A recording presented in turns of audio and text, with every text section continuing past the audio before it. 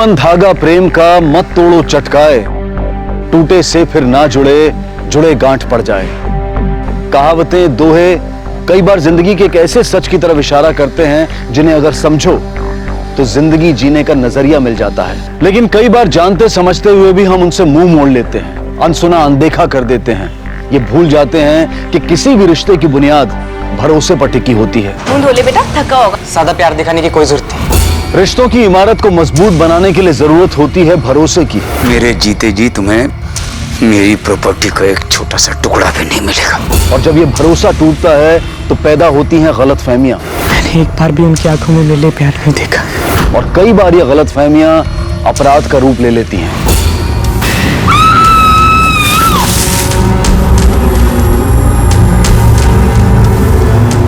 आज का ये उलझा हुआ केस आपको सोचने पर मजबूर कर देगा कि कभी कभी सच्चाइयां कितनी कड़वी होती हैं, कितनी पेचीदगियों की आड़ में छुपी हुई होती हैं कि जब वो सामने आती हैं तो सबके होश उड़ा देती हैं।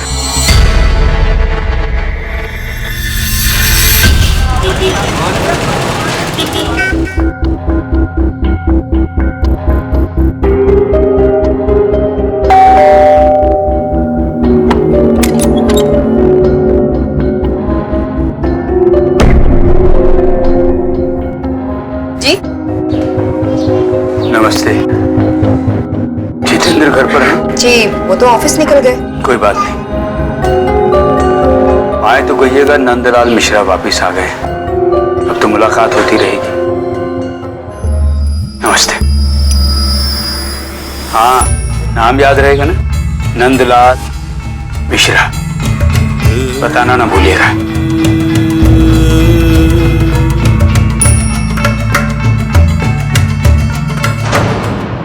आप जाओ, मम्मी आ रही है अभी। हाँ, ध्यान कहाँ है आपका? मैं कुछ बात कर रही हूँ। आपको पता है, बुजुर्ग इंसान था लेकिन बहुत ही अजीब था। वो है कौन? क्यों आ रहा है बार बार मिलने?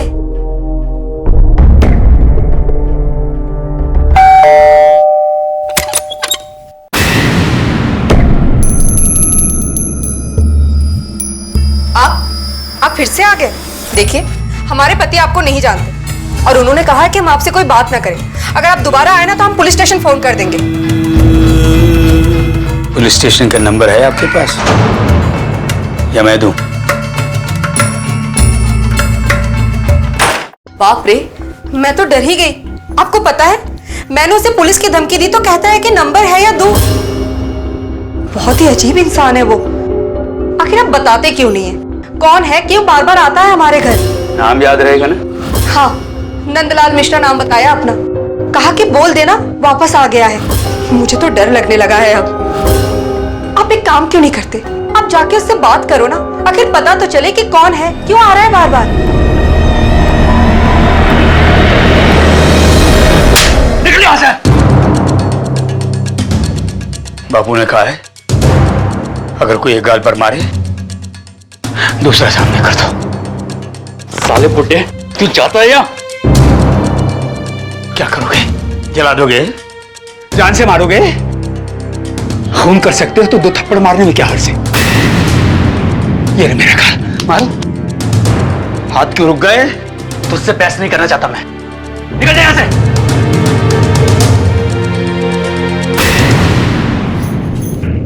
आज आपको सब बताना ही पड़ेगा। हत्यारा क्यों कहा उसने आपको? और आप खून कर सकते हो?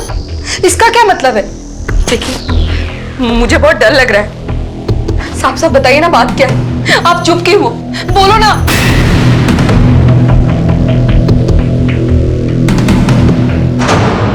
भैया, ये 2 समोसे देना है। वो हरी वाली चटनी है, ज्यादा तीखी वाली बांध देना। कुशल्या को हरी चटनी बहुत पसंद है। इतने साल हो गए समोसे खाए हुए, समोसों का स्वाद भूल गई होगी बेचारी।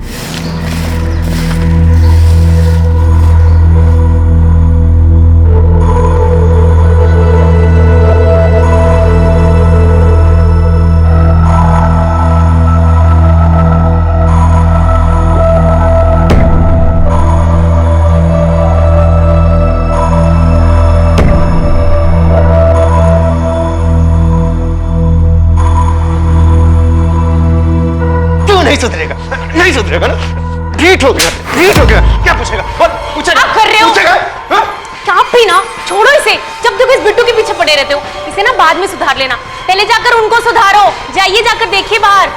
पता भी है आपको, आज तीसरा दिन है और घर के बाहर पेड़ के नीचे वो तो अपना पूरा बोरिया बिस्तरा लेकर घर बनाकर बैठ गए।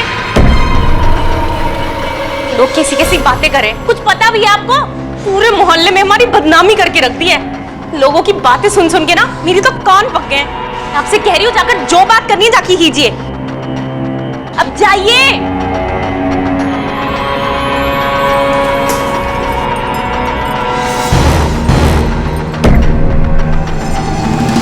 अरे ये क्या कर रहे हो?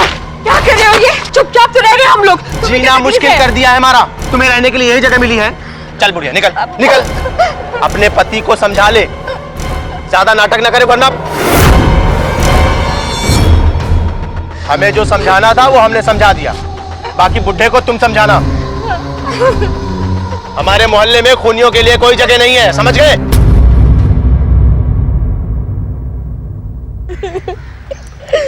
सामान भी फेंक दिया। बस बस। अरे क्यों आंसू बहाती ऐसी नालायक औलाद के ऊपर? चिंता मत कर, मेरे रहते तुझे कोई परेशान नहीं कर सकता। कब तक रहेंगे हम लोग ऐसे? कब तक रहेंगे?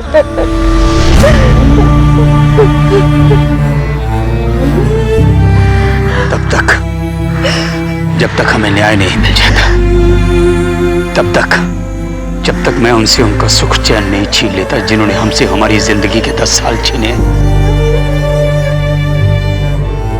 उम्र कैद भुगत चुके हैं उनकी वजह से हम।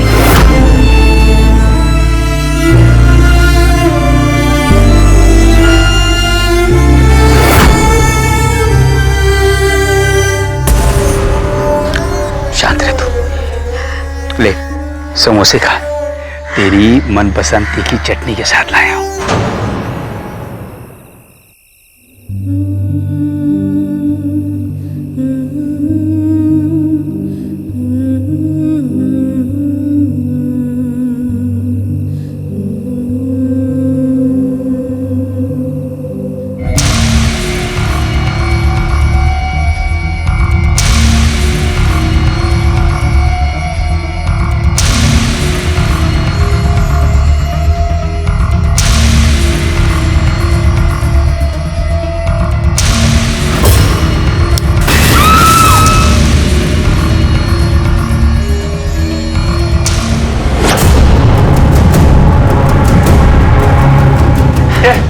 आज से तेरी हड्डी पसली एक कर दूंगा मैं।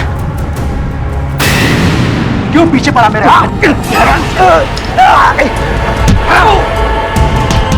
जितना मारना मार, फिर भी साबित करके रहूंगा कि असली हत्यारा तू है। तूने खून किया और सजा मिली मेरी बीवी और मुझे। मेरी जिंदगी के 10 साल कहूंगा पूरी दुनिया। नंदलाल के साथ अतीत में घटी घटनाएं क्यों उसके आज पर हावी हो रही थी? क्यों एक बूढ़ा व्यक्ति नंदलाल मिश्रा जितेंद्र को परेशान कर रहा था, उसे हत्यारा कहकर उसके पीछे पड़ा था? और दूसरी तरफ क्यों एक पिता कमल मिश्रा अपने बच्चे को यातनाएं दे रहा था? आखिर सतह पर बिल्कुल अलग अलग लगती इन कहानियों को किस कड़ी ने जोड़ा था? सच पर से अभी कितनी परतें उठनी बाकी थी? तू ना हाथ मुंह धो ले बेटा, थका होगा। ज्यादा प्यार दिखाने की कोई जरूरत नहीं, सब समझता हूँ। मगर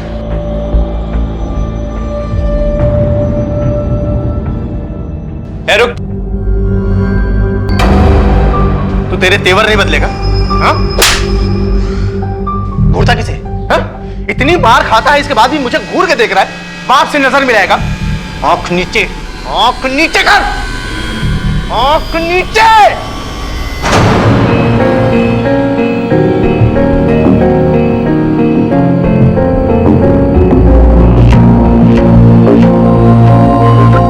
दादी, दादी, दादी,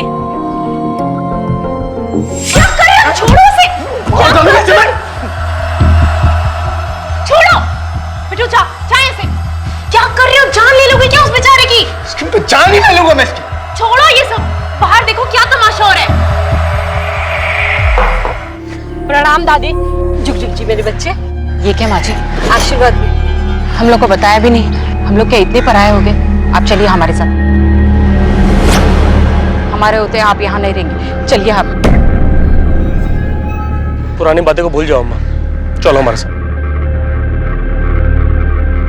चलिए आप हमारे साथ, चलिए।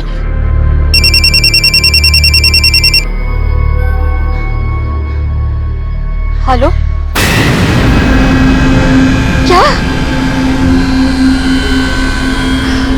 हे राम। माँ जी, ये क्या लगते हैं आपके? जी मैं इनका बड़ा बेटा नीलेश हूँ। अरे तो जरा समझाइए इनको, वो जितेंद्र गुप्ता से क्यों झगड़ा मोल रहे, क्यों फालतू में परेशान कर रहे हैं उनको, समझाइए।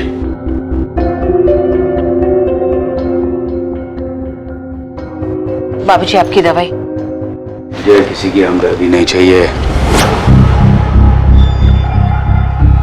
बाबूजी इसमें हमदर्दी वाली क्या बात है? हम तो आपके अपने हैं ना। कोई अपना नहीं है मेरा। बंद करो ये अपनेपन का नाटक। ना तो तुम मेरी बहू थी और ना ही कभी बन सकती हो। जानता हूं मैं क्यों तरस आ रहा है तुम्हें हम पर। तुम्हारी नजर मेरे उस मकान पर है जो आज भी मेरे नाम है। लेकिन याद रखना, मेरे जीते जी तुम्हें मेरी प्रॉपर्टी का एक छोटा सा टुकड़ा भी नहीं मिलेगा। ये बाप और बेटे का रिश्ता तो उसी दिन खत्म हो गया था जिस दिन तुमने मेरी मर्जी के खिलाफ शादी की थी। अरे बेटा, आओ आओ आओ। वह रुक जाओ नीलेश।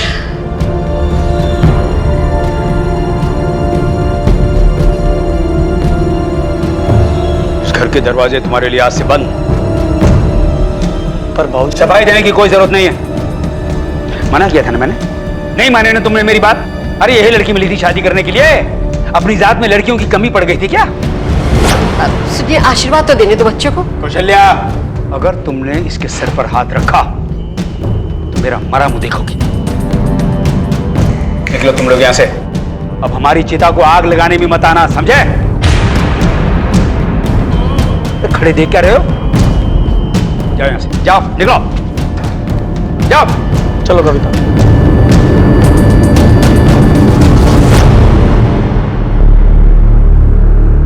जाओ, निकल जाओ।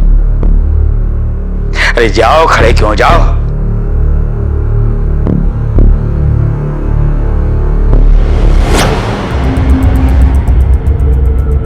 वकील साहब और कितना समय लगेगा? अरे नीलेश जी परेशान मत होइए, ये प्रोसेस बड़ा कॉम्प्लिकेटेड होता है। वकील साहब समय हाथ से निकलता जा रहा है, अगर जल्दी कुछ किया नहीं तो। अरे नीलेश जी चिंता मत कीजिए, ये जमीन जायदाद प्रॉपर्टी कहीं भागा थोड़ी जा रहा है, ये सब आपका ही हो। नंदलाल मिश्रा और उनकी पत्नी कौशल्या न जाने कितने तूफानों से गुजर रहे थे। अपने अंदर न जाने कितनी आग समेटे हुए थे। उन पर न जाने कितने गंभीर आरोप लगे थे। क्या नंदलाल और कौशल्या को इस आरोप में फंसाया गया था? क्या जेल से बाहर आने के बाद जितेंद्र का पीछा कर नंदलाल कुछ हासिल करना चाहता था? क्या झूठे आरोप और सजा का गुस्सा उसके मन पर था और वो अपनी खोई हुई इज्जत को वापस पाना चाहता था? आखिर क्या है इस कहानी का सच?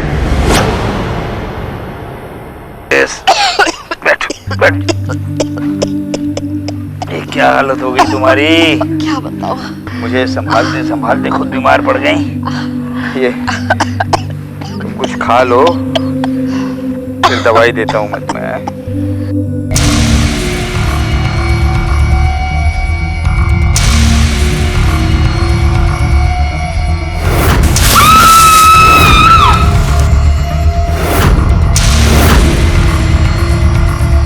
बिट्टू बेटा, आजा आजा आजा बेटा। बेटा, तुझसे एक बात साफ करनी थी। हमने तेरी माँ को नहीं मारा। मुझे उसके बारे में कोई बात नहीं करनी। लोग ही बोलते थे कि मेरी माँ का किसी और के साथ रिश्ता था। क्या ये बात सच है? पर रोज रोज मारते हैं मुझे। एक बार भी उनकी आंखों में मेरे लिए प्यार नहीं देखा।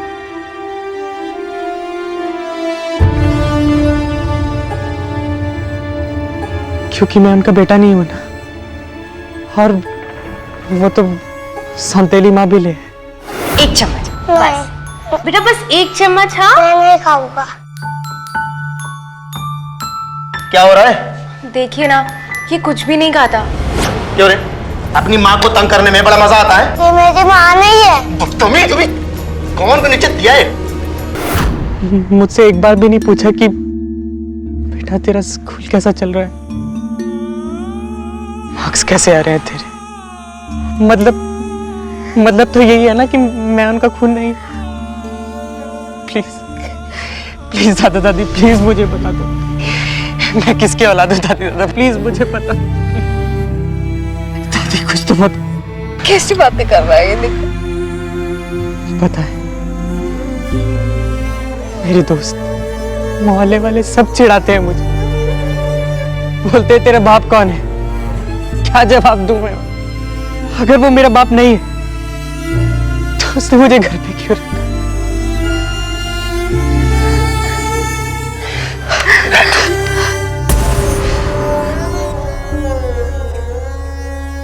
तेरी माँ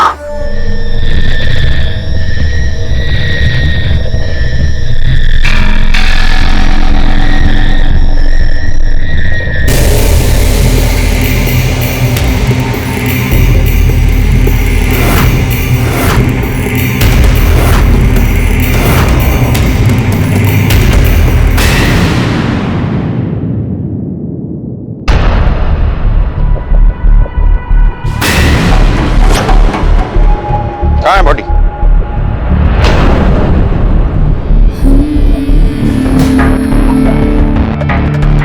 सर, मैं इनको जानता हूं।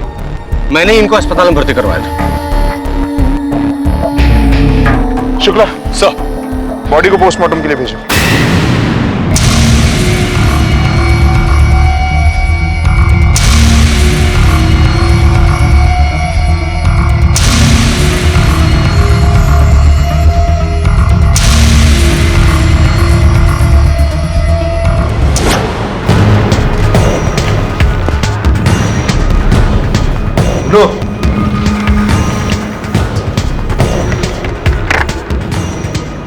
ये बूढ़ा बूढ़ी यहाँ रहते थे ना, कहाँ गए?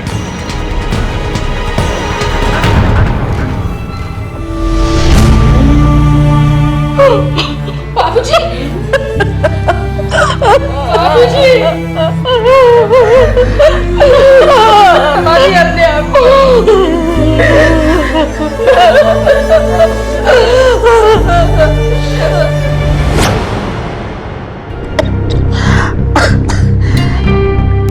एक हफ्ता पहले ही मेरी तबीयत खराब हो गई। मुझे दमे की बीमारी है। मेरी हालत उनसे देखी नहीं गई और वो अपना अहंकार छोड़कर मुझे लेकर नीलेश के घर रहने आ गए। लेकिन दिल से उन्होंने कभी भी दोनों को अपनाया नहीं। कौन मार सकता है आपके पति को? आपको शक है किसी पे? बदला लेना था अपने बाप से। बदला? किस बात का बदला साहब? उन्होंने तुम्हारी पहली पत्नी को मारा था। जब उससे कोई रिश्ता ही नहीं था साहब, तो बदला किस बात का लेना? तो फिर कुंडली जमा के क्यों बैठे थे उनके घर पर? सच तो ये है साहब कि हमारे बाबूजी ने हम दोनों को घर से बाहर निकालने के लिए कोर्ट में केस डाला है। इसी बात का झगड़ा है हम दोनों के बीच में, और कुछ भी नहीं साहब, बस इतना ही। घर हासिल करने के लिए तुम दोनों ने जान ले ली? नहीं सर, मैं मानती हूँ कि हमने उन्हें घर के अंदर नहीं आने दिया, लेकिन ये सब हमने नहीं किया। सर, हम इतने भी बुरे नहीं हैं, बल्कि जीना हमारा मुश्किल हो गया था उनकी वजह से। हमने किसी की जान नहीं ली है। क्या सच है क्या झूठ, ये हम तुम्हारे हलक से निकलवा लेंगे। सच को कब तक छुपाओगे तुम? सच यही है सर, हमने उन्हें नहीं मारा, हम लोग खूनी नहीं हैं। नफरत थी अपने बाप से, लेकिन इतनी भी नहीं कि मैं उसकी जान ले लूं। मरते मरते भी हमें फंसाकर चले गए। पता नहीं किस जन्म का बदला ले रहे थे। सर, नंदलाल के पोस्टमार्टम रिपोर्ट के मुताबिक उनका मर्डर 3 दिन पहले रात को, लेकिन उस समय कमल और कुसुम के मोबाइल की लोकेशन उनके घर की है। कहीं इन दोनों ने किसी और को सुपारी तो नहीं दी? वो तो ये भी सकता है कि दोनों ने जानबूझ के अपने मोबाइल घर पे छोड़े हो। कमल और कुसुम दोनों के बैंक डिटेल निकलवाओ। शुक्ला, उस वक्त ये जितेंद्र कहाँ था? इस जितेंद्र से भी मिलना होगा। सर, नंदलाल ने जितेंद्र पे अपनी बहू के मर्डर का आरोप लगाया था। उसका कहना था कि जितेंद्र का उसकी पहली बहू के साथ चक्कर था। और जेल से आने के बाद नंदलाल ने जितेंद्र को तंग करना शुरू कर दिया था, जीना हराम कर रखा था उसका। जितेंद्र ने एफआईआर की थी कि नंदलाल उसे हैरेस करता है।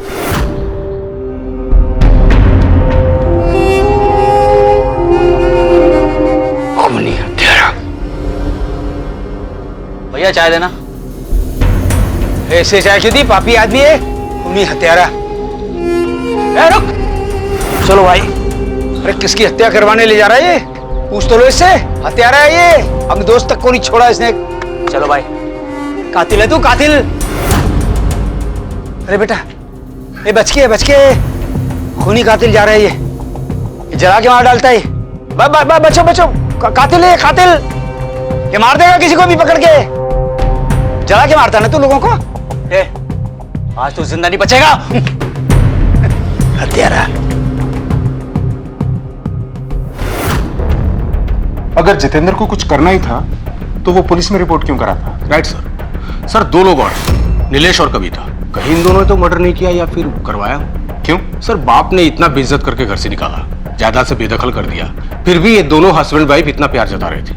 आजकल के बेटा और बहू इतना करते हैं क्या? शुक्ला, कहीं ये प्रॉपर्टी का एंगल तो नहीं? पता करो। शुक्ला, इस केस में सभी शक के दायरे में। पिछली बार अगर नंदलाल को इंसाफ नहीं मिला तो इस बार हमें उसे इंसाफ दिलाना ही होगा। Right sir. चलो। अब पुलिस को विश्वास होने लगा था कि नंदलाल किसी से कुछ छीनने के लिए नहीं बल्कि न्याय के लिए लड़ रहे थे ताकि उन पर और उनकी पत्नी पर लगे दाग हट सके।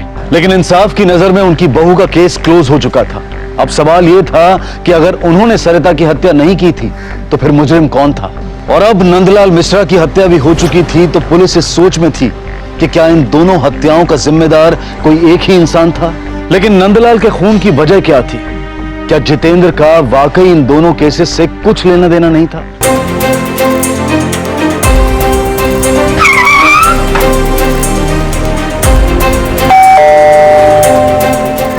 सर, आप लोग?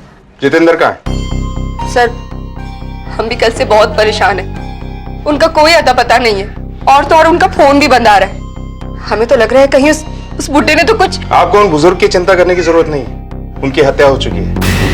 चिंता करनी है तो अपने पति की कीजिए जो गायब हैं। वैसे जितेंद्र के बारे में कुछ भी पता चले तो हमें इन्फॉर्म कीजिएगा। जी। शुक्ला सर, इनके घर पे खबरी लगवा। राइट। कहीं जितेंद्र ने ही तो नंदलाल को नहीं मारा। नंदलाल को जितेंद्र के बारे में सब कुछ पता चल गया था और जितेंद्र को अपना फंसना तय लग रहा।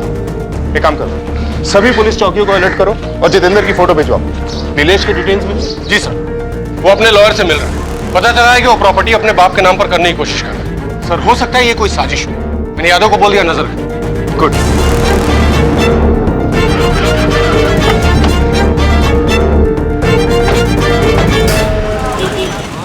देखिए, लड़के की कंडीशन बहुत सीरियस है। 60% जल चुका है, इसलिए फिलहाल कुछ कहना बहुत मुश्किल है। फिर भी हम ट्राई कर रहे हैं। एक्सक्यूज।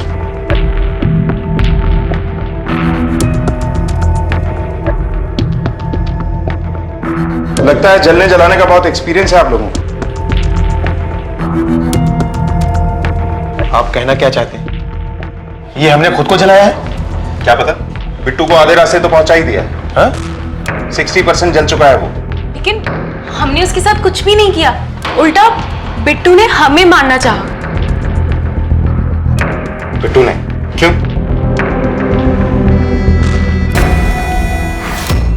अरे यार क्या पार्टी थी, मुझे तो बिल्कुल सच में उसका डांस तो मतलब कमाल का था। किसी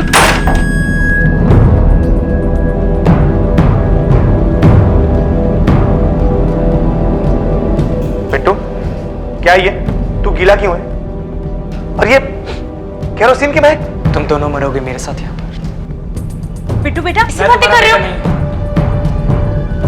और ना ही इस आदमी का। तुम दोनों को पता चलेगा कि रोज रोज जलना कैसा।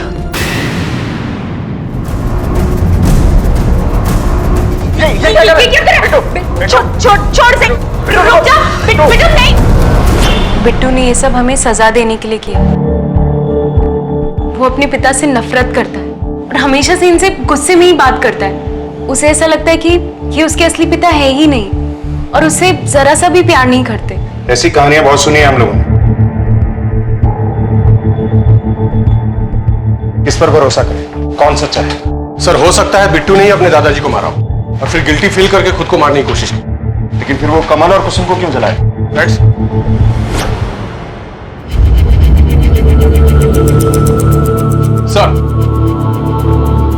सर ये देखिए, पिछले 3 दिनों से कई घंटों तक बिट्टू और नंदलाल मिश्रा के फोन की लोकेशन सिम रही है।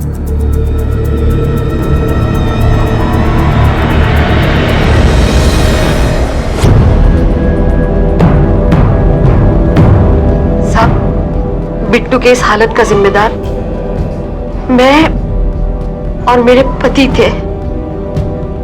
अगर सरिता के मामले में हम चुप रहे होते तो आज मेरी बहू जिंदा होती और बिट्टू भी इस हालत में ना होता। परेशान हो गई हूँ मैं जितेंद्रा, कमल के साथ रह रह के। 6 साल हो गए हैं शादी को, लेकिन उसने कभी भी मुझे अपना नहीं समझा। तुम तो मेरे दोस्त हो ना, बताओ ना मैं क्या करूँ, क्या करूँ? तुम टेंशन मत लो, सब ठीक हो जाएगा।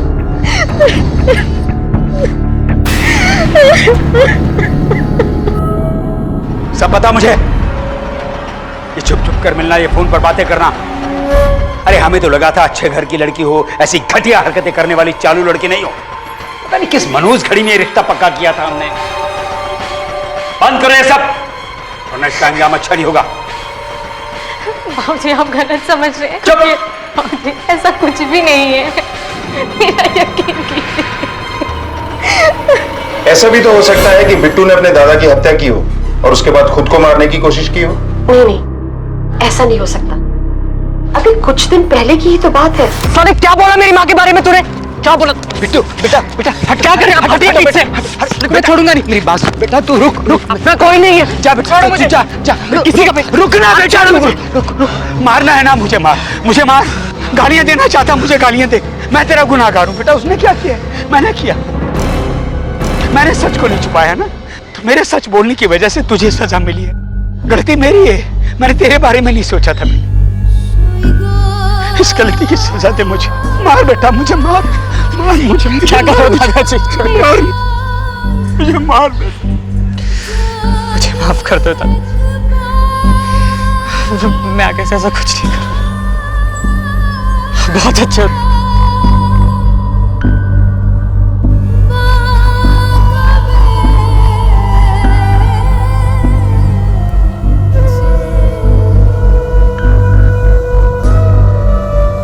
उसके बाद बिट्टू अपने दादू से अक्सर मिलता रहता था। दोनों एक दूसरे से बातें करते रहते थे। बहुत करीब आ गए थे दोनों, बहुत खुश थे वो लोग।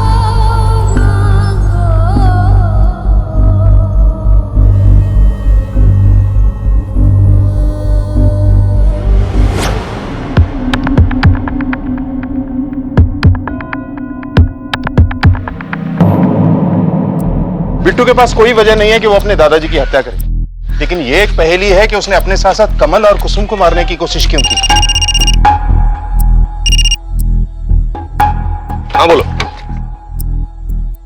ठीक है सर, जितेंद्र एक होटल में छुपा हुआ है, चलो।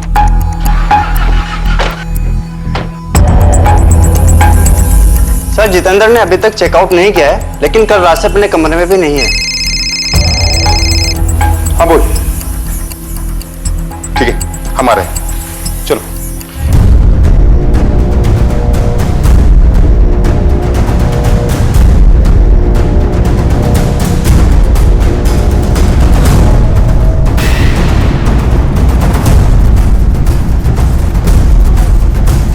शुक्ला सर। पूरे एरिया को अच्छी तरह से छान मारो। सर।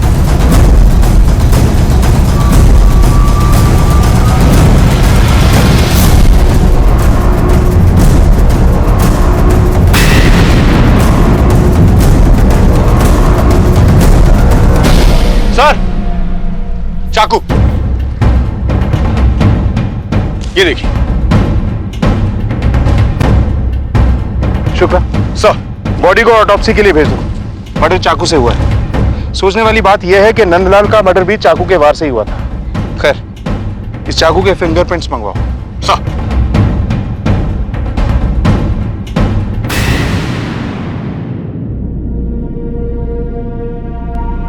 देखिए, आप रोज रोज यहाँ मत आएगी। हमें जैसे ही कुछ पता चलेगा हम आपको इन्फॉर्म करेंगे। साफ दूध की जली, मेरी चिंता मत कीजिए, मैं यहाँ किसी को तंग नहीं करूंगी, लेकिन जब तक मेरे पति को इंसाफ नहीं मिल जाता मैं यहाँ से नहीं हिलूंगी।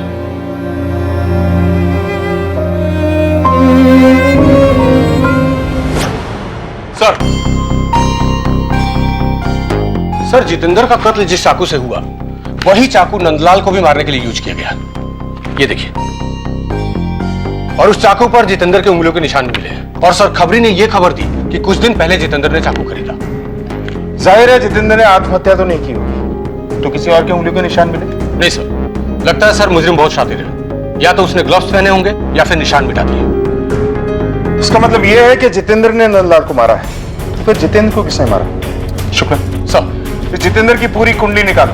क्या करता था, कहां उठता बैठता था, कोई क्रिमिनल हिस्ट्री तो नहीं? सब कुछ। सब।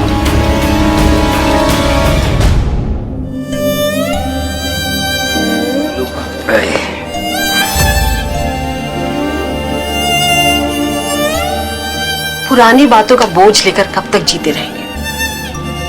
नई शुरुआत क्यों नहीं करते? वो बात पुरानी कहाँ हुई कुशल्या? उस बात के बाद और कोई बात तो हुई नहीं हमारे जीवन में। उसी बात के बोझ तले तो दब कर जी रहे हैं हम।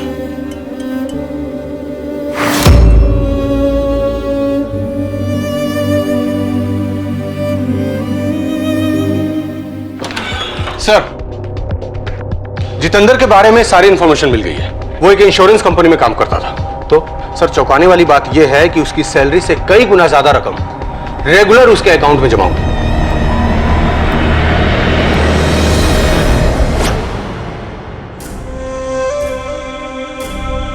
सर, हमें कुछ भी नहीं पता। हम आपको कुछ भी नहीं बता सकते। अब तो हमें ऐसा लगता है कि हम उन्हें बिल्कुल भी नहीं जानते थे। सर, 10,000 की सैलरी में इतना कुछ तो नहीं हो सकता। कहां से है ये सब कुछ? वो सर, हमारे हस्बैंड हर महीने घर के खर्चे के लिए ऊपर से 5-6 हजार देते थे, लेकिन हमें नहीं पता कि ये पैसा वो कहां से लाते थे। हाँ, लेकिन मैं हर खर्चे का हिसाब रखी हूँ अपने कॉपी में तारीख के साथ। ठीक है जी।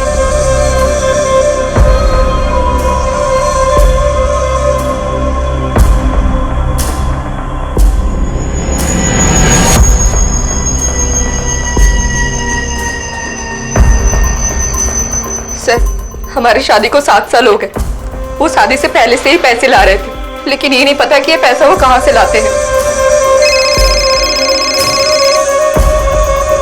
हाँ बोलो। ठीक है, हम आते हैं।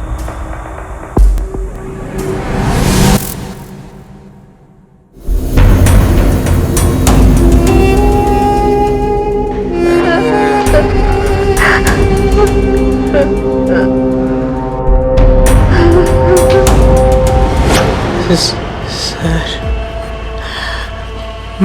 मैं पुरानी एल्बम ढूंढ रहा था अपनी माँ की फोटो के लिए, तो तभी मुझे पापा और सौतेली माँ के कुछ फोटो मिली कॉलेज की।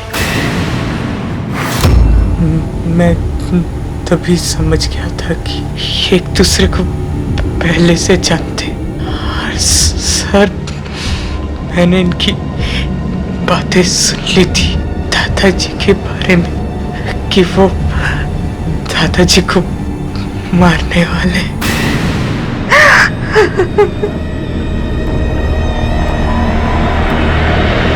बहुत अफसोस के साथ कहना पड़ रहा है कि हम ये केस सुलझा नहीं पाए, क्योंकि कुसुम जी 10 साल पहले जब ये कहानी शुरू हुई थी तब तो आप पिक्चर में ही नहीं थे, कोई नहीं जानता था आपके बारे में। खैर, आप दोनों को एक खुशी की खबर देता हूं। बिट्टू को होश आ गया है और उसने हमसे खुलकर बातें की हैं। उसने हमें बताया कि उसने खुद को मारने की कोशिश क्यों की, या फिर मैं यूं कहूं कि आप दोनों को मारकर खुद को सजा देने की कोशिश क्यों की, क्यों किया ये सब।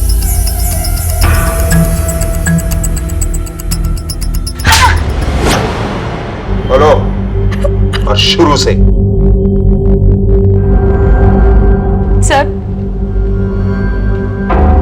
कमल कॉलेज टाइम से एक दूसरे से बहुत प्यार करते थे, लेकिन जब नीलेश भैया की शादी के बाद बाबूजी ने उन्हें घर से निकाल दिया तो हमें लगा कि वो हमारी शादी के लिए तो कभी नहीं मानने वाले।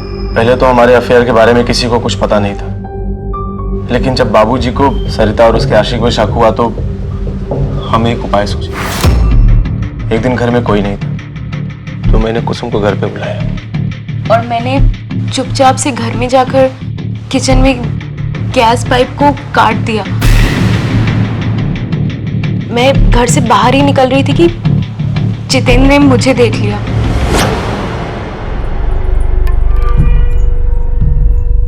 आ गया हमारा राजा बेटा स्कूल से। हाँ चलो चलो। हाँ मम्मी।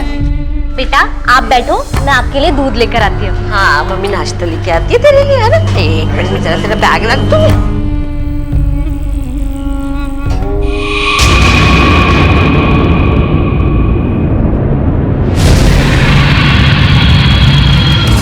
अरे रामेश्वर भाई, अरे रामेश्वर भाई, बहू को, मेरी बहू जल गई मेरी। ये रुक रुक तो रुक। जितेंद्र इतने सालों तक ब्लैकमेल करता रहा मुझे। तुमने तो अपना भविष्य उज्जवल कर लिया है कमल के साथ शादी करके। कुछ हमारे बारे में भी सोचो। मेरे प्यार की खबर पे तो तुमने अपना घर बना लिया है। अगर मैं मुंह खोलूंगा ना तो सीधा अंदर जाओगी, सोच लो। तो नंदलाल को मारने का काम जितेंद्र को सौंपा था। बाबूजी ने जितेंद्र का जीना हराम कर रखा था और हमें भी डर लगने लगा था कि एक दिन बाबूजी हमसे हमारा सब कुछ छीन लेंगे। इसलिए हमने जितेंद्र को और पैसे का लालच देकर अपना काम करने के लिए तैयार किया। जितेंद्र को डर था कि कहीं वो पकड़ा ना जाए, लेकिन फिर हमारी बातों में आकर वो राजी हो गया। उसने हमसे 10 लाख रुपए मांगे। उसे लगा कि वो बाबूजी को मारकर कहीं गायब हो जाएगा। तो उसने बाबूजी से कहा कि वो सरिता का मर्डर कन्फेस करना चाहता है, उन्हें कुछ बताना चाहता है, और इसी बहाने से उसने बाबूजी को एक सुनसान जगह पर बुलाया। तुझे आज मैं एक चौंकाने वाली बात बताता हूँ। तुझे मिलना था ना अपनी बहू के असली कातिल से, तो देख पलट के देखना।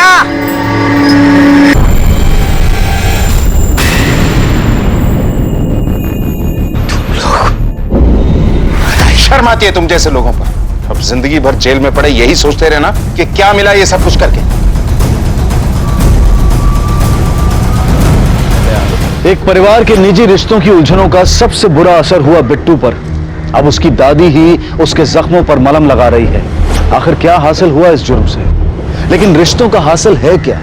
घर, जमीन, जायदाद, रुपए, पैसे, गहने, या फिर जिसका रहीम के दोहे में वर्णन है, प्रेम का धागा, वो हासिल है? क्या बूढ़े माँ बाप हमारी नजरों में उनकी मौत के बाद उनके पीछे छूटी सिर्फ जायदाद है?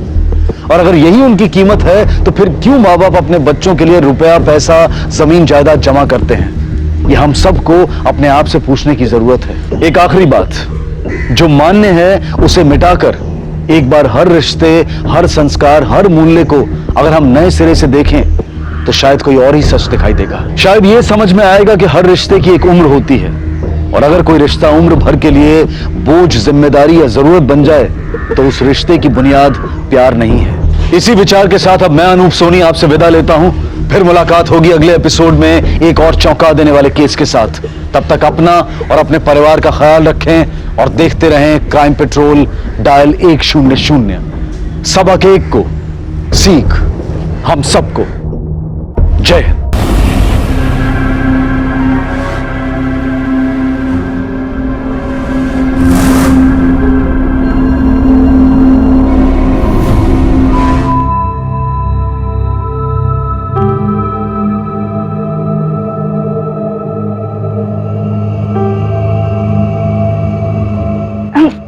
रेडी हो गए? माँ, ऑफिस के लिए निकल रहा हूँ। माँ मार्केट गई है, वो थोड़ी देर में। अरे यार, ये माँ को भी अब भी जाना था। मैंने आपके लिए पराठे बनाए। भूख नहीं है। दूध तो पीते जाइए। जाते टाइम टोकते नहीं, ये समझ में नहीं आता क्या? एक तो लेट हो रहा है, ऊपर से माँ नहीं है, और तुम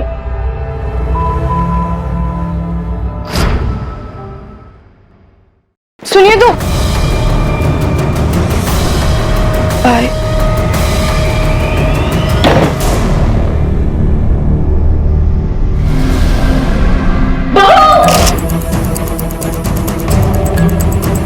हवलदार, बॉडी को पोस्टमार्टम के लिए भेजो।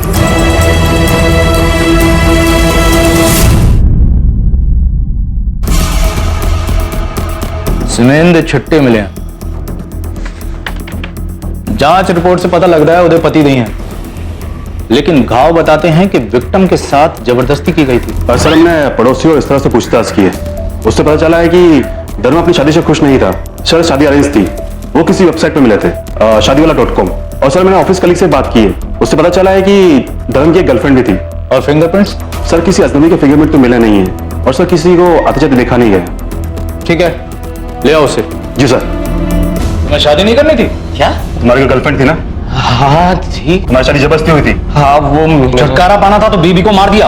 हाँ नहीं सर, क्या बकवास कर रहे हैं सर आप?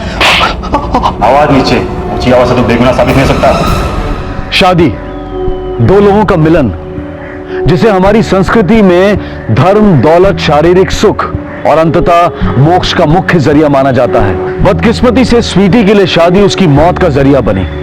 पूछताछ और छानबीन के बाद पता चला कि स्वीटी का कातिल कोई और नहीं बल्कि उसका पति धर्म है। उसे इस खून के लिए सजा हुई और इस केस की फाइल बंद कर दी गई। लेकिन कोई नहीं जानता था कि इस केस की फाइल फिर से खुलने वाली थी।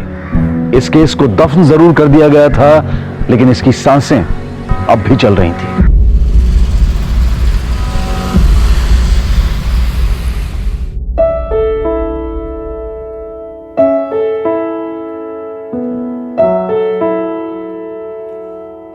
रचना,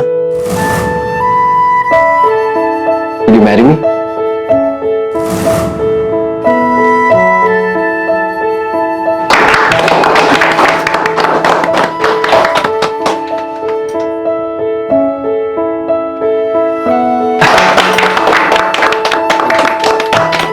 थैंक यू चाचा। बड़े हो जी आप। अब तो हम एक फैमिली बन गए। हाँ, एक हैप्पी फैमिली। जी बिल्कुल।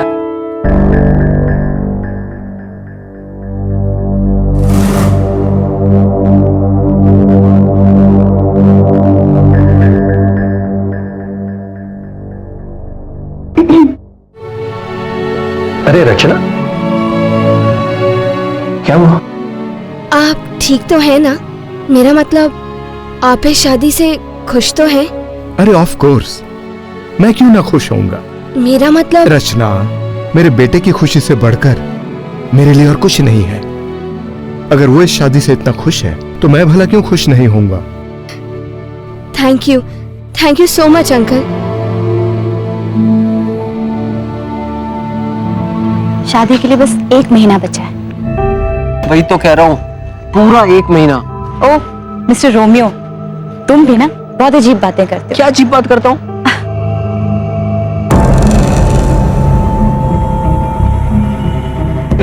घूर क्या रहा है? जाने दो संदीप। तो घूर क्या रहा है तू? संदीप, संदीप छोड़ो ना, जाने दो ना। ये मेरी कसम, जाने दो उन्हें।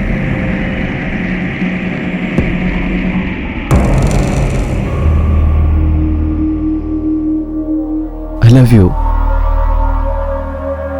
संदीप, मुझे कोई फर्क नहीं पड़ता कि लोग मेरे बारे में क्या कहते हैं। फर्क पड़ता है तो इस बात से कि तुम मुझसे कितना प्यार करते हो।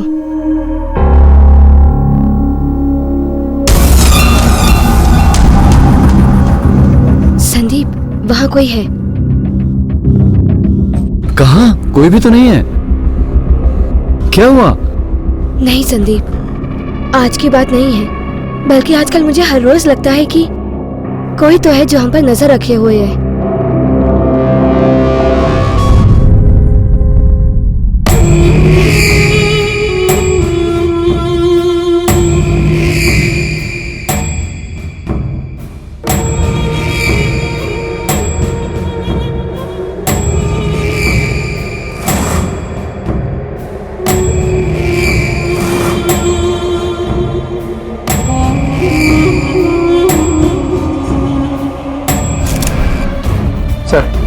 आने जाने का एक ही रास्ता है।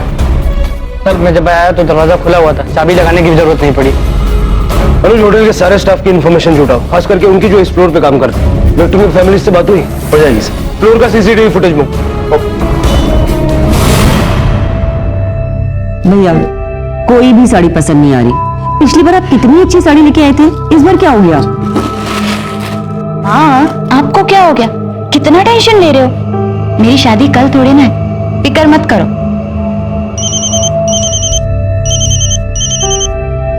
हेलो, शादी कैंसिल कर दो। क्या? शादी कैंसिल कर दो वरना पछताओगी।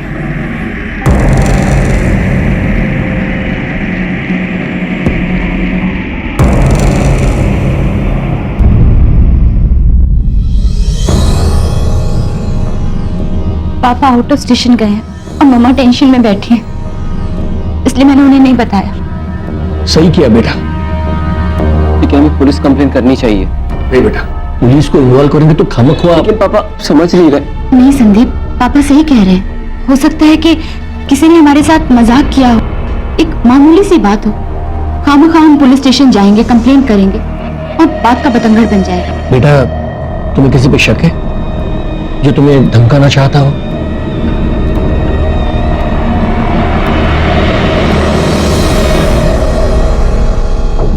सर, इतने बेरहम मर्डर के पीछे क्या मोटिव हो सकता है? फिर बहुत ही सफाई से कॉन्डोम यूज करके रेप किया गया ताकि सीमेंट के ट्रेसेस ना मिले, इसलिए पति के अलावा हमें किसी के सीमेंट नहीं मिले। अनुजी, जो 7 वार हुए ना, ये अंधाधुंध नहीं हुए। मर्डर जानता था कि सबसे ज्यादा खून कहां से बहेगा। ये एक सोची समझी मोडस ऑपरेंडी है।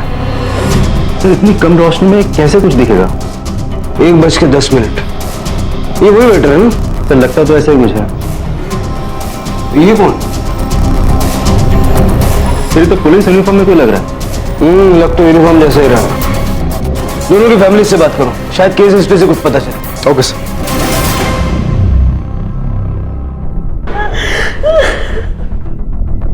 देखिए, हम समझ सकते हैं कि आपके लिए बहुत मुश्किल समय है, लेकिन कातिल तक पहुंचने के लिए हमें आप लोगों की मदद चाहिए।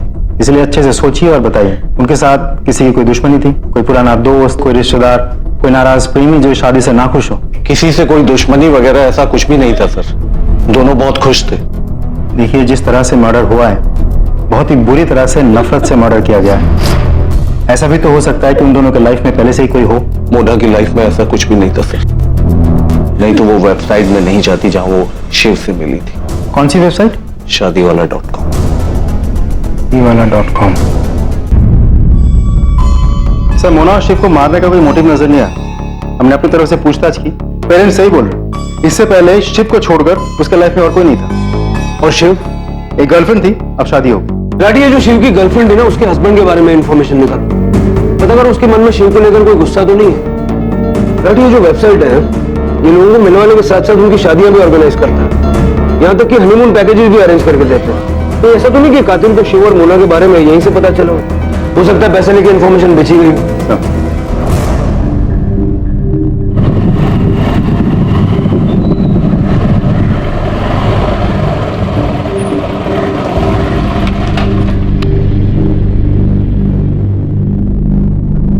क्या हुआ? क्यों ओके रचू?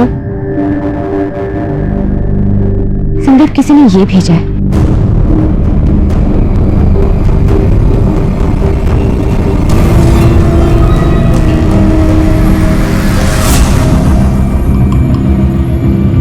ये तो मेरी एक्स गर्लफ्रेंड है। ये बहुत पुराने पिक्चर्स हैं, पिछले 3 सालों से मैं कभी उससे नहीं मिला, मेरी से बात भी नहीं हुई उससे। इट्स ओके बाबा, मैं तो बस तुमसे ऐसे ही पूछ रही थी। Thank God. तुम इतना डर गए थे? रचना, मैं नहीं चाहता कि हम दोनों के बीच कभी भी कोई प्रॉब्लम हो। I really love you. I know बाबा। क्या हुआ? हम लोग हंस तो रहे हैं, लेकिन ये सीरियस बात है यार। ये सब कोई तो है जो हमारी शादी तोड़ना चाहता है। वो कौन था जो रचना और संदीप की शादी तोड़ने पर तुला था, जो रचना को डरा रहा था, धमका रहा था? और क्यों? रचना और संदीप इस बात को एक छोटा वाकया समझकर पुलिस के पास नहीं गए, और यही उनकी भूल थी, क्योंकि जल्द ही ये धमकियां हमलों में तब्दील हो गई। रचना को अकेला पाकर उस पर जानलेवा हमले होने लगे। मामले की गंभीरता समझ में आते ही रचना और संदीप ने पुलिस का दरवाजा खटखटाया। सर, और इस सब के बाद कल रात रचना पर हमला हुआ, गाड़ी के नीचे आते आते बची है। तुम्हें पक्का यकीन है कि गाड़ी तुम्हारी तरफ ही आ रही थी? अच्छा, तुम्हारी जो ये एक्स गर्लफ्रेंड थी, रिश्ता तोड़ते वक्त कोई झगड़ा, मनमुटाव, कोई रंजिश? नो सर, ऐसा कुछ भी नहीं था। हम दोनों ने मिलकर फैसला किया था, पर मुझे नहीं लगता वो इन सब में इन्वॉल्व होगी। वो हम चेक कर लेंगे। अच्छा एक बात बताओ, जिस लड़के ने तुम्हें ये घाव दिया है, कहीं ये वही लड़का तो नहीं है जो धमका रहा है? रिलैक्स, ऐसे केसेस हमने पहले भी देखे। एसिड अटैक है इसीलिए पूछ रहा हूँ। कोई पुराना प्रेमी जो नाराज हो? Quite possible. उसका नाम विनोद है। पिछले 4 साल से मुझे बहुत परेशान कर रहा था। अरे समझ में नहीं आता तुम्हें? प्यार करता हूँ तुमसे रचना, शादी करना चाहता हूँ तुम्हारे साथ। देखो मैं तुम्हें ठीक से जानती भी नहीं। माना कि हम दोनों एक ही ऑफिस में काम करते, लेकिन इसका मतलब ये नहीं। रचना, रोज पूरा दिन ऑफिस में तुम्हारे बारे में सोचता रहता हूँ मैं। अरे बस तुम्हें देखता रहता हूँ। तुम भी मुझसे प्यार करना सीख जाओगे रचना। विनोद, ये क्या कर रहे हो तुम? रचना, तुझे छोड़ूंगा नहीं। अगर तू मेरी नहीं हो सकती तो किसी की भी नहीं।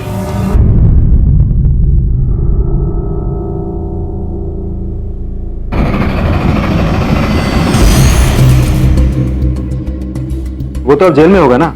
नो सर, जेल में था लेकिन 6 महीने पहले ही छूट गया। सर मुझे समझ नहीं आ रहा है, रचना की जिंदगी बर्बाद करने के बाद भी उसे सिर्फ 3 साल की सजा हुई। सर मैंने कंफर्म किया, विनोद वाकई 6 महीना पहले छूटा है। फिर तो छूटते ही धमकियां देना शुरू कर देता। 5 महीने रुका क्यों? बेसिकली 1 महीना पहले ही शादी फिक्स्ड हुई, शायद इसीलिए। एसिड अटैक की विक्टिम मराठी, बार बार इस तरह धमकियां मिलना सीरियस मैटर। प्रायोरिटी पे हैंडल। और मैं कल फरीदाबाद जा रहा हूँ। वो जो वेबसाइट है शादीवाले.com, उनका ऑफिस है फरीदाबाद। देखते हैं डबल मर्डर केस के बारे में उनसे क्या इंफॉर्मेशन मिलती है। Okay sir.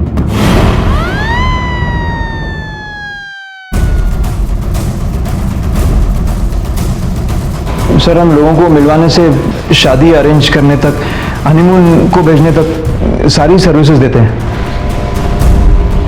काफी नर्वस लग रहे हैं आप। नहीं मतलब हाँ, बहुत मेहनत से ये कंपनी खड़ी की है ना सर। इस मर्डर के चलते कंपनी बंद ना हो जाए तो टेंशन तो होगा ही ना सर। और एक्चुअली ये दूसरी बार हुआ है ना हमारे यहाँ आए हुए नई शादी हुए जोड़े का मर्डर, वो भी 1 महीने के अंदर अंदर। कौन से केस की बात कर रहे हैं? वो धर्म और स्वीटी सेठ, वो बीच वाली फोटो। इन दोनों का भी मर्डर हुआ? दोनों का नहीं सर, सिर्फ वाइफ का। 7 बार वार किया सर।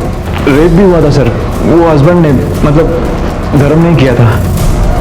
अब तो जेल में है वो। अरविंद जी, मुझे स्वीटी और धर्म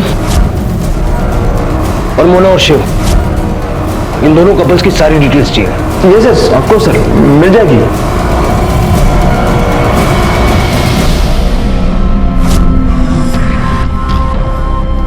हमने अपनी तरफ से पूरी तहकीकात की, लेकिन घूम फिर कर बार बार सब कुछ स्वीटी के हस्बैंड धर्म की ओर इशारा कर रहा था। अभी कस्टडी में है और अदालत में उसका केस चल रहा है। बात कर सकता हूँ उससे? जी सर, मैंने कुछ नहीं किया सर। मैं क्यों कबूल करूं जब मैंने कुछ किया ही नहीं है? फिर से बताओ, उस दिन हुआ क्या था? सर, उस दिन मैं ऑफिस के लिए निकल गया। सुनिए तो। बाय।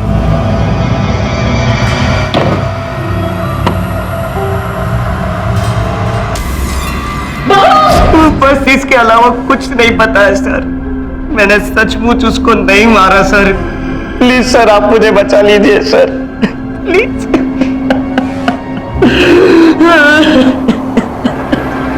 सर अब जाऊं मैं? मुझे जो कुछ भी मालूम था मैंने आपको सब कुछ सच सच बता दिया सर। अब और क्या? बैठ जा चुपचाप। सर बट ये दिस इज हैरेसमेंट सर। मैं आपको बोल चुका हूं कि मेरा उस लड़की से कोई लेना देना नहीं है। हैरेसमेंट? ये सब तुझे हैरेसमेंट लगता है? अब तक तो हमने तुझे छुआ भी नहीं। एक मासूम लड़की के चेहरे पर तेजाब पे उसकी पूरी जिंदगी बर्बाद करके यहाँ बैठ के हैरेसमेंट की बात करता है तू? खुद तो जेल से छूट गया, लेकिन उसके चेहरे पर जो घाव दिया ना तू, वो जिंदगी भर रह जाएगा। उससे दूर रहना। ये तो हैरेसमेंट क्या चीज होती है, हम दिखाएंगे तुझे। निकल। और सुन, जब भी जरूरत पड़ेगी हम पुलिस स्टेशन बुलाएंगे, चुपचाप यहाँ आ जाना। आउट। कुमार, इसके फोन रिकॉर्ड्स निकलवाओ। फोन कंपनी से कांटेक्ट करो, फोन को ट्रायंगुलेट करवा के इसके लोकेशन की रिपोर्ट भी निकलवाओ। अनु, सब्सटेंशियल एविडेंसेस तो नहीं मिले, लेकिन कुछ चीजें क्लियर है। किलर ने पूरी प्लानिंग की थी और बहुत बेरहमी से कत्ल की। गुस्सा यहाँ पर बहुत बड़ा मोटिव। तो चाकू से वार किया गया। 7 बार हुए, औरत का रेप भी हुआ, और रेप भी बिना किसी हाथापाई के हुआ। बिल्कुल सर। रेप करने से पहले क्लोरोफॉर्म का इस्तेमाल किया गया। अब यहाँ एक सवाल उठता है, अगर हस्बैंड धर्म को खून करना ही था तो क्लोरोफॉर्म के जरिए बेहोश करने की क्या जरूरत? एग्जैक्टली यही पॉइंट चंडीगढ़ पुलिस ने मिस किया। सर एक और बात अजीब, स्वीटी के पड़ोसियों ने एक पुलिस वाले को देखा था, अजनबी को नहीं। और हमने उस सीसीटीवी फुटेज में भी उस आदमी को पुलिस की यूनिफॉर्म में देखा। कहीं ऐसा तो नहीं कि ये जो किलर है ये पुलिस की यूनिफॉर्म में वारदातों को अंजाम देता है? पुलिस क्या हुआ सर? और इस दोनों केसेस में कपल्स की मुलाकात उस वेबसाइट के जरिए हुई। अनुज हमें इससे ज्यादा इंफॉर्मेशन छुटानी होगी। उस विनोद का क्या हुआ? उसे थाने बुलाकर धमका है। अब एटलीस्ट उसे ये पता है कि हमारी नजर उस पर है। उसके फोन रिकॉर्ड्स, ट्रायंगुलेशन रिकॉर्ड्स सब मंगवाए। रिकॉर्ड्स आते ही जांच शुरू कर। Okay sir. पुलिस को स्वीटी मर्डर केस की तहकीकात में कई कमियां नजर आईं। केस को फिर से सक्रिय कर जांच को दोबारा शुरू किया गया। स्वीटी के पति धर्म के बेगुनाह साबित होने की अब भी संभावना थी। इस बीच इन सभी वारदातों को जोड़ती उसे एक वेबसाइट के इर्द गिर्द भी जांच जारी थी और तभी अचानक एक ऐसी घटना घटी जिसने इस केस के रुख को पूरी तरह से बदल दिया। सर ये सारे नाम और नंबर्स इसी वेबसाइट के थ्रू मिला है हमें। हेलो, हाँ चलिए जल्दी मुझे नाम, नंबर, एड्रेस दीजिए। सर एक कपल इसी वेबसाइट के थ्रू एलएजीएस ट्रिप पैकेज बुक करके वृंदावन गए। अब तक तो पहुंच भी चुके होंगे। Vrindavan?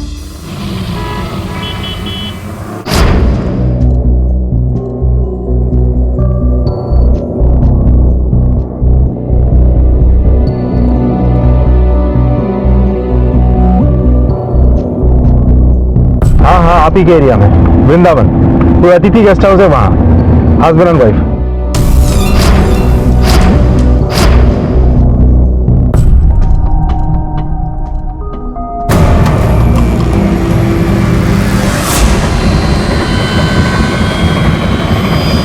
Mister and Mrs Sumit Singh ji. क्या?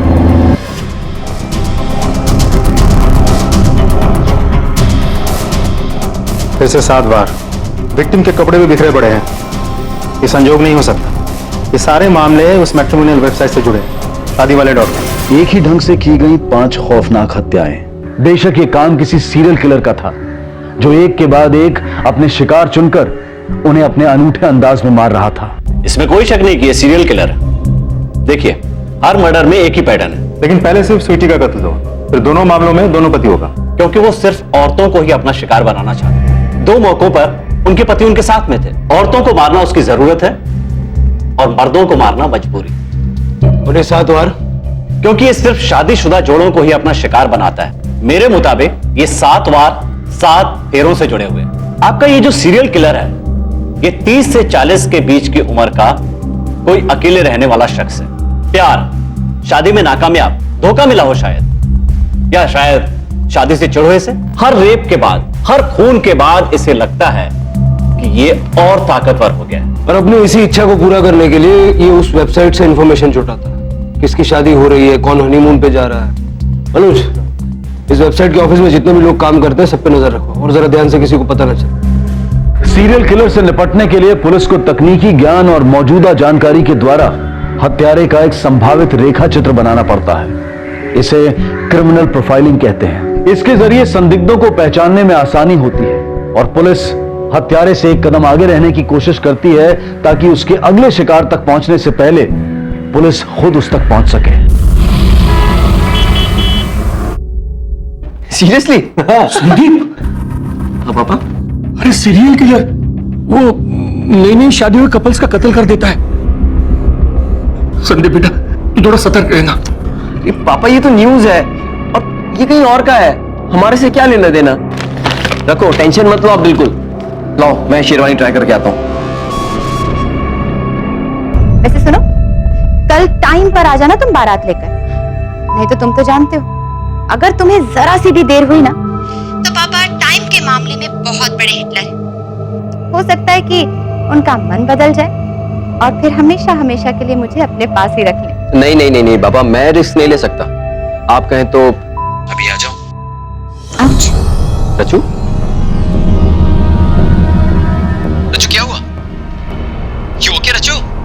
संदीप, किसी ने कुछ फेंका है। फेंका मतलब?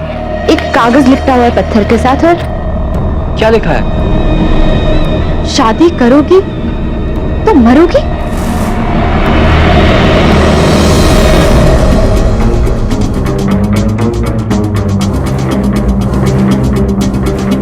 डरो मत रचना, विनोद के सारे रिकॉर्ड्स हैं हमारे पास। सर कुछ भी करके इसे पकड़िए प्लीज। आप चिंता मत कीजिए, अब तक वो अरेस्ट भी हो चुका होगा।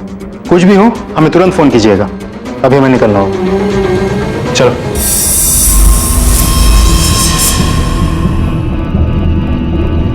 डोंट वरी, सब ठीक हो जाएगा। बेटा क्यों हम शादी की तारीख थोड़ी आगे कर दें? मुझे कोई प्रॉब्लम नहीं है मम्मी जी, जैसा रचू चाहे। रचना तुझे छोड़ूंगा नहीं। नहीं, अब मैं दोबारा उस इंसान को अपनी जिंदगी बर्बाद करने नहीं दूंगी। शादी जिस दिन की तय है उसी दिन होगी। मैं उससे नहीं डरती। क्या कहा था हमने? लेकिन सर मैंने कुछ नहीं किया। आप क्यों मुझे? फिर झूठ। तेरे मोबाइल फोन ट्रैक किया है हमने, जहां जहां रचना ने बताया तू हर उस जगह पर मौजूद था। अब तक फॉलो कर रहा था, अब धमकी भी देने लगा। सर मैं बिल्कुल सच बोल रहा हूँ, मैंने उसका कोई पीछा नहीं किया। तो हमारे पास जो फोन रिकॉर्ड्स है वो गलत है? हाँ सर, किया था पीछा।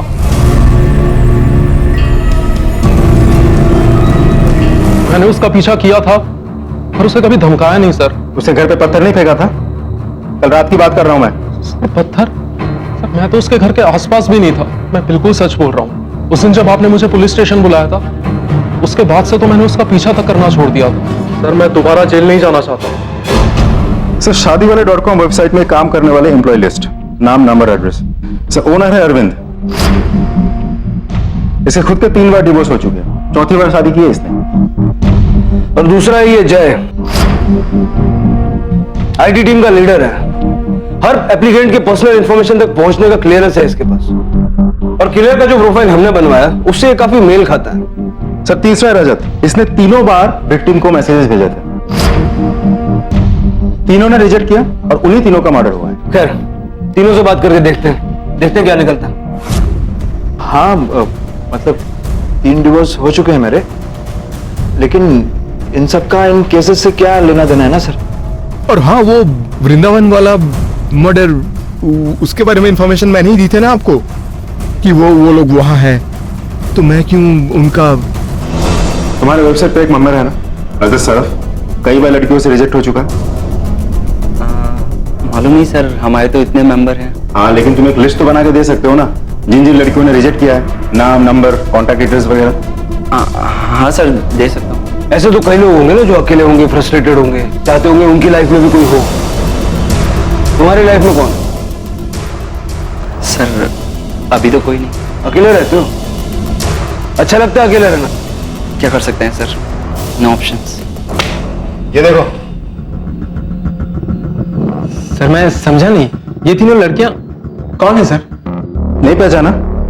इधर देखो, ये सारे मैसेजेस शादीवाले.com में तुमने ही भेजा था ना?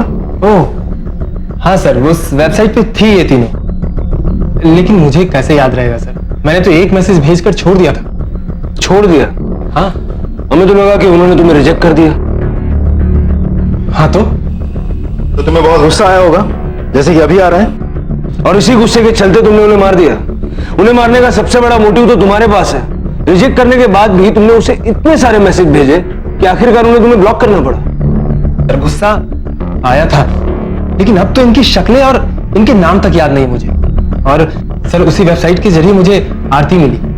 मेरी लाइफ अब बदल चुकी है सर, सब कुछ बहुत अच्छा चल रहा है।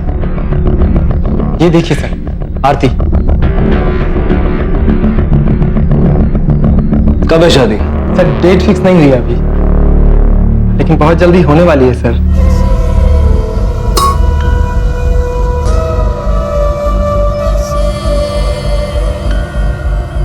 वेलकम बेटा।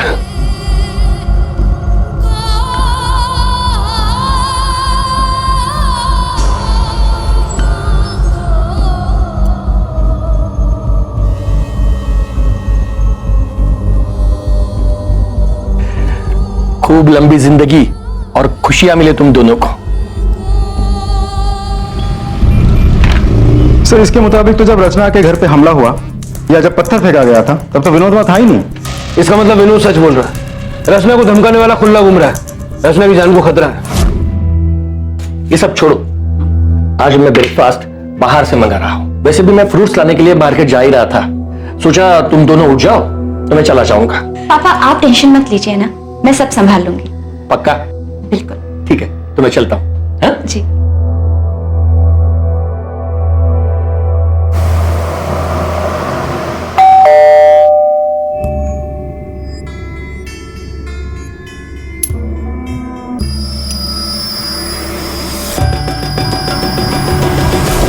ओ मिसेस अरोरा,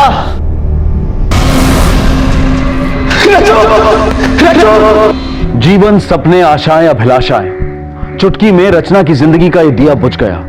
उसे धमकाया गया, लेकिन इसके बावजूद उसने शादी के इस अहम पड़ाव को पार किया। रचना पर हुए एसिड अटैक के बाद वो शादी के इस सपने को भूल सी चुकी थी, लेकिन संदीप ने उसके इस भूले बिसरे सपने को सच कर उसकी जिंदगी में रंग भर दिया। लेकिन दुर्भाग्यवश किसी हैवान ने आकर रचना की ये नई दुनिया तबाह कर दी। कौन था वो?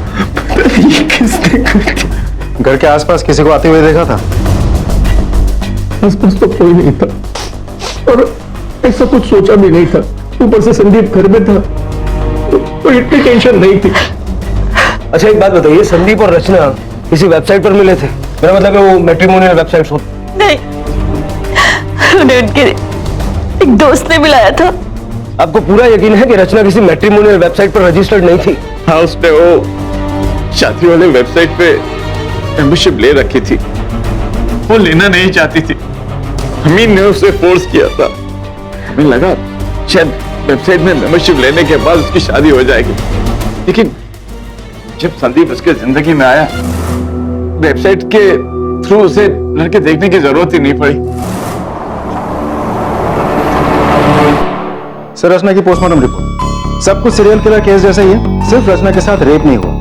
अनुज, कोई कॉपीकैट किलर भी हो सकता है। सर, ऐसा भी तो हो सकता है कि बीच में कोई आ गया हो और सीरियल किलर के पास समय की कमी हो। बाकी सारी चीजें तो सीरियल किलर केस की तरफ इशारा करती हैं।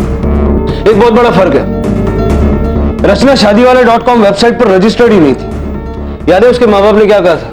हाँ, उसने वो शादी वाले वेबसाइट पे मेंबरशिप ले रखी थी। यानी रचना वेबसाइट के जरिए किसी से मिली नहीं। ये देखो वो न्यूज आर्टिकल जो सीरियल किलर के बारे में है, इसमें कहीं भी उस वेबसाइट का नाम नहीं है। और यही गलती कर दी हमारे कॉपीकैट किलर ने। सीरियल किलर के सारे पहलू जाने बिना उसने रचना को मारा और इसीलिए उसने रचना का रेप नहीं किया। सर, रचना से जुड़े इतने सारे लोगों से हमने पूछताछ की, इतनी बेरहमी से किसने मारा होगा? इसके पीछे कोई पर्सनल वजह भी हो सकता है कातिल कोई महिला भी हो। अशोक ने बताया था कि वो गली के एंड पे जो फ्रूट वाला है वहां फ्रूट खरीदने गया था 8:30 बजे। सर, और संदीप को रचना की बॉडी मिली 9 बजे जब वो नींद से जागा। यानी किलर के पास आधा घंटा था और किलर ये भी जानता था कि अशोक को फ्रूट वाले के पास जाकर वापस आने में करीब आधा घंटा लगेगा। मतलब कोई उस पर नजर रख रहा था, प्लान कर रहा था। अनुज, घर के आसपास सब जगह पूछताछ करो। कितने बजे दूध रखकर गए थे? 7:30 के आसपास साहब जी। किसी को देखा था इस घर की तरफ आते हुए? नहीं साहब। सर, मुझे नहीं लगता उनकी किसी के साथ कोई दुश्मनी हो सकती है, लेकिन एक उनके दोस्त है मोहन करके, मुझे तो ज्यादा पता नहीं है, आप उनसे बात कर सकते हैं। नो सर, किसी से दुश्मनी होने का तो कोई चांस ही नहीं था। और सर, पत्नी की डेथ के बाद से उसका ध्यान सिर्फ अपने बेटे के पालन पोषण पर ही था। साहब, मैं रोज यहाँ पे ठेला लगाता हूँ, मैंने उस दिन उनके घर के आसपास किसी को नहीं देखा। ये देखो, रचना शादीवाला.com पर तो रजिस्टर्ड नहीं थी, लेकिन एक और वेबसाइट है हमदोनों.com, रचना का रजिस्टर्ड प्रोफाइल। एक और चीज दिखाता हूँ।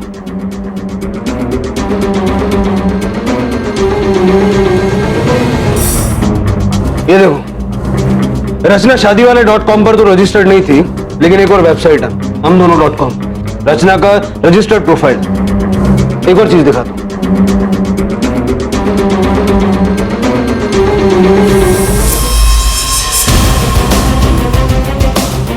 सर, कुछ पता चला मर्डर के बारे में? क्या वो वाकई में सीरियल किलर ने किया है? सीरियल किलर की तलाश तो अब भी जारी है, लेकिन रचना का खून किसने किया ये पता चल गया। बेटा संदीप, मेरा मोबाइल देखा तुमने? Mister Ashok, you are under arrest. चलिए। ये क्या कर रहे हैं सर आप? अरे व्हाट्स रॉन्ग विद यू? आप मुझे क्यों गिरफ्तार कर रहे हो? ये तो आप बताएंगे। अपनी होने वाली बहू को इतना धमकाने के बावजूद जब वो आपकी बहू बन गई, आपने उसे मार दिया। पागल हो गए आप लोग। मेरे पापा किसी को क्यों मारेंगे, वो भी रचना को? ये जानते थे कि मैं रचना से कितना प्यार करता था। तुम ये नहीं जानते कि ये रचना से कितना प्यार करते थे? क्या? शादी करना चाहते थे उससे। ये भी उसी वेबसाइट पर रजिस्टर्ड है जिस पर रचना थी, हमदोनों.com। संदीप के बड़े होने के बाद ये जो मैट्रिमोनियल साइट्स होते हैं ना, उस पर एनरोल करवाया था। कौन सा वेबसाइट? यही कोई हमदोनों.com। और हमने ये भी पता किया कि उस दिन सुबह ये फ्रूट लेने भी नहीं गए।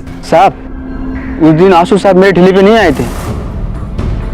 पापा ये सब रचना से मैं मिला पहले।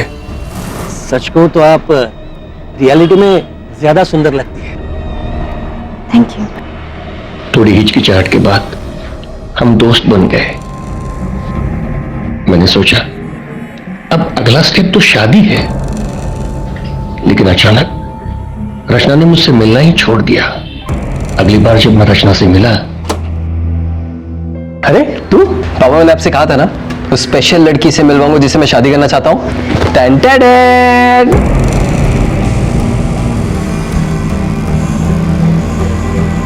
क्या हुआ पापा, आप इसे देख के चौंक क्यों गए? वो क्या हुआ, क्या पूछ रहा है? हा? अरे पहले बता दिया था कि तू आज इसे घर लाने वाला है। हा? अरे घर की हालत तो देख। ऐसे अचानक उसे लेके पापा रिलैक्स, फॉर्मल क्यों हो रहे हो? बैठो बैठो बैठो। मैं आपकी बहू को आपसे मिलवाने लाया हूं। आप बैठो, इसके साथ बातें करो, चाय मैं लेके आता हूं। I am really sorry. Actually आपको मना करने की हिम्मत ही नहीं जुटा पाई, और मुझे नहीं पता था कि आप संदीप के पापा हैं। मुझे नहीं पता था कि संदीप मुझ जैसी लड़की को, मतलब मेरी जैसी लड़की को कभी शादी के लिए प्रपोज करेगा। तो सब क्यों? मुझसे मिलने की जरूरत क्या थी? मम्मी पापा की वजह से। उन्होंने प्रेशराइज किया था मुझे। देखो, संदीप को इस बारे में कभी पता नहीं चलना चाहिए। गर्मा गर्म चाय संदीप स्पेशल रेडी है। ये लीजिए पापा। नहीं आप लीजिए, ये लीजिए। उससे देखा नहीं जा रहा था, सहा नहीं जा रहा था, जिसके साथ मैंने इतने सपने देखे, इतनी प्लानिंग की, वही लड़की अब मेरे बेटे के साथ। और आपने उस किलर की मोडस ऑपरेंडी अपना कर उसे मार दिया। सॉरी बेटा, मुझसे गलती हो गई, मुझे माफ कर दो बेटा, मुझे माफ कर दो। समझ गए पापा, डोंट यू डेयर। आपने मेरी पूरी जिंदगी बर्बाद कर दी। प्लीज ले जाइए। चलिए चलिए बेटा, बेटा बेटा प्लीज बेटा। जिंदगी ने जब अशोक के साथ ये अजीब मजाक किया, तब उसके पास विकल्प थे।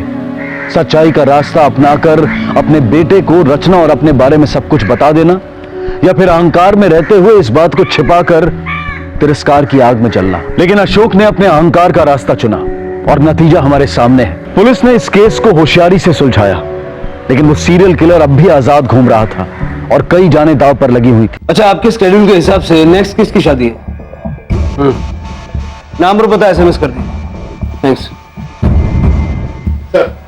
मुझे नहीं लगता जय सीरियल किलर है। क्यों? क्योंकि वो समलैंगिक है। उसका एक बॉयफ्रेंड है, सालों से दोनों एक साथ रहते हैं। मतलब हम गलत ट्रैक पर थे अनुज। अभी सीरियल किलर को पकड़ने का एक ही रास्ता है, उसे रंगे हाथों पकड़। वो कैसे सर? मैंने अभी अरविंद से बात की, उससे पूछा नेक्स्ट शादी किसकी है, नाम और पता आ जाएगा, उनसे मिल लेते। Okay sir.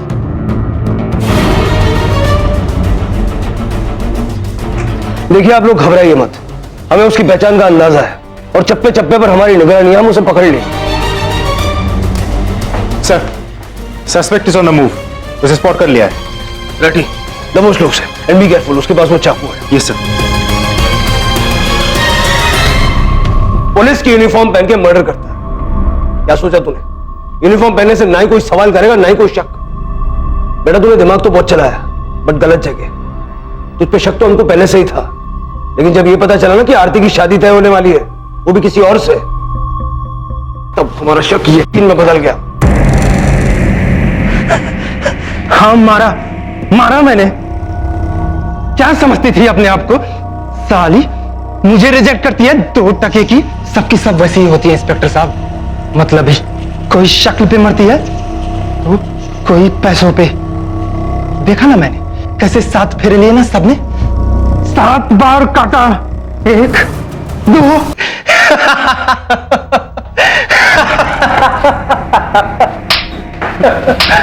अनुज,